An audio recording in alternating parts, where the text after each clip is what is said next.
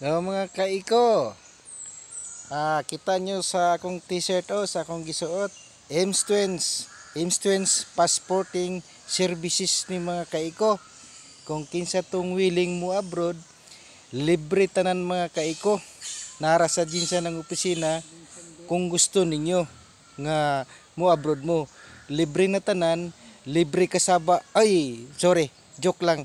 Libre na tanan tapos mo na mga kaiko kung gusto mo mo abroad, mag-message lang mo diri sa comment section nako mga kaiko para ma-handle tapod mo dito.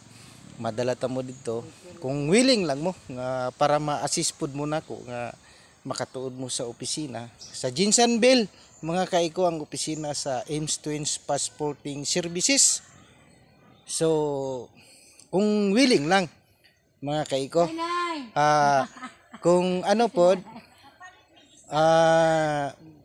Si ate Nadia, tawag ani ate, kung umana sa desidido lang mga kaiko, sa desidido lang mag-abroad.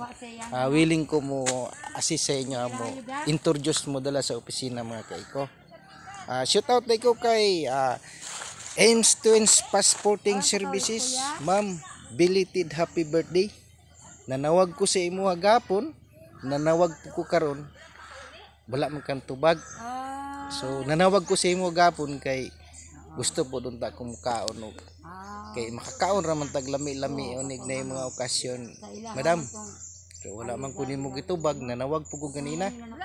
Ara mo greet unta ko belated happy birthday. So siguro sa imong kabisi wala ko nimo natubag.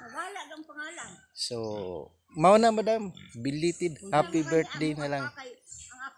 Hantod diri, God bless, I love you all people, thank you very much.